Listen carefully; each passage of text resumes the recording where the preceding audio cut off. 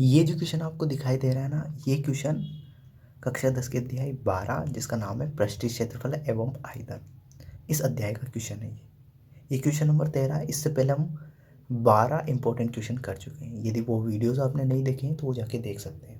देखो, इस अध्याय को हम पढ़ रहे थे ना, तो इसका एक मकसद था, इस अध्याय को अपने को डेवलप करना है, इसको पूरा अच्छे से सीखना है। तो इसके लिए मैं क्या कर रहा हूँ कि जो भी क्वेश्चन कर रहे हैं हम, उस क्वेश्चन में जिसके भी बारे में आता है, जैसे बेलन के बारे में आ गया, शंकु के, गोले के, अर्धगोले के बारे में आ गया, तो सबसे पहले उसके सारे सूत्र लिख लेते हैं, फिर उस क्वेश्चन को करते हैं अपन, है ना।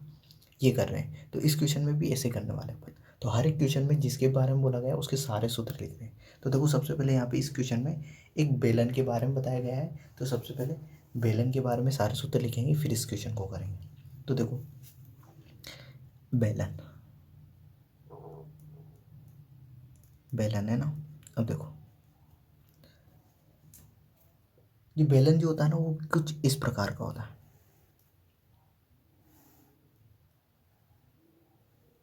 ठीक है।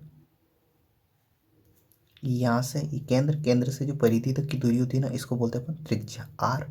ये होती है अपनी ऊंचाई, इसको एच से दर्शाते हैं, और ठीक है, ये होता है।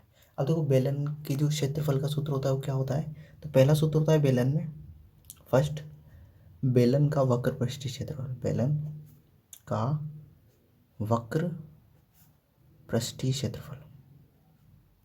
तो बेलन का जो वक्र पृष्ठीय क्षेत्रफल होता है, वो उसका जो सूत्र होता है वो होता है 2πr/h, ठीक है। दूसरा सूत्र होता है बेलन का संपूर्ण पृष्ठीय क्षेत्रफल, संपूर्ण पृष्ठीय क्षेत्रफल, ठीक है। तो बेलन का जो संपूर्ण पृष्ठीय क्षेत्रफल होता है वो होता है 2πr/h प्लस 2πr², और इसको अपन कॉमन लेके लिखेंगे। तो देखो, यहाँ पे ना 2πr और इसमें 2πr आ रहा है कॉमन, तो उसको ले लेते हैं कॉमन। 2πr, तो यहाँ तो बचा h, यहाँ पे r की घात 2 थी तो एक r बच गया यहाँ पे। तो अपन ये भी लिख सकते हैं, ये भी लिख सकते हैं। तो ये बेलन का संपूर्ण पृष्ठीय क्षेत्रफल, इसको अपन ऐसे बोल सकते हैं, बेलन का कुल पृष्ठीय क्षेत्रफल, ठीक है। अब जो थर्ड जो सूत्र आता है वो हमारा बेलन का आयतन, बेलन का आयतन। तो बेलन का जो आयतन होता है उसका सूत्र होता है πr²h, ठीक है। अब देखो, ये जो क्वेश्चन है, इस क्वेश्चन में अपनों को बताया गया है, देखो क्वेश्चन क्या है, एक बेलन के आधार का क्षेत्रफल ये दे रखा अपनों को 154 वर्ग सेंटीमीटर तथा ऊंचाई अपनों को 21 सेंटीमीटर दे रखी, तो बेलन का आयतन ज्ञात करना है, ठीक है। अब ध्यान रखना, आप इस क्वेश्चन में अपनों को दिया क्या है पहले लिख लेते हैं ना, क्वेश्चन इसका आंसर कर रहे हैं ना, तो यहाँ लिख देते हैं आंसर, ठीक है। अब देखो, इस क्वेश्चन में दिया गया है अपनों को, मैं लिखता जा रहा हूँ क्या क्या दिया है। देखो, एक तो अपनों को आधार का क्षेत्रफल दिया हुआ है ना। देखो, आधार का क्षेत्रफल, आधार का क्षेत्रफल, बेलन के आधार का क्षेत्रफल दिया हुआ, कितना दिया हुआ है 154, ठीक है, सेंटीमीटर स्क्वायर, वर्ग सेमी को यही बोलते हैं सेंटीमीटर स्क्वायर, है ना। और इसकी ऊंचाई दी हुई है, ऊंचाई को एस से दर्शाते हैं, तो ऊंचाई का मान दिया हुआ है अपनों को 21 सेंटीमीटर।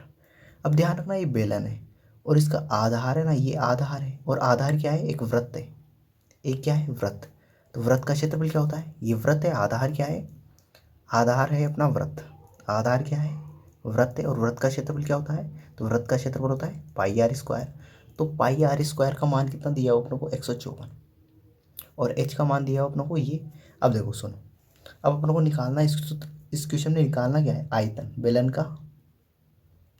का आयतन, ये निकालना, ठीक है। अब बेलन का जो आयतन है उसका सूत्र होता है πr²h, अभी लिखा अपनों ने, तो लिख देता हूँ πr²h, ठीक है। अब तो यहाँ पे अच्छे समझो, πr² है ना, ये πr², और इसका मान कितना है 154, तो यहाँ पे πr² की जगह क्या रखा मैंने 154, गुणा h का मान कितना है 21 है, तो ये गुणा कर दूंगा 21 को, इन दोनों को गुणा किया तो मेरा क्या आ गया, आयतन आ गया। तो दोनों को गुणा कर लो, 154 गुणा 21, तो 4 5 1, 1 से गुणा करें तो ये आएगा, ठीक है।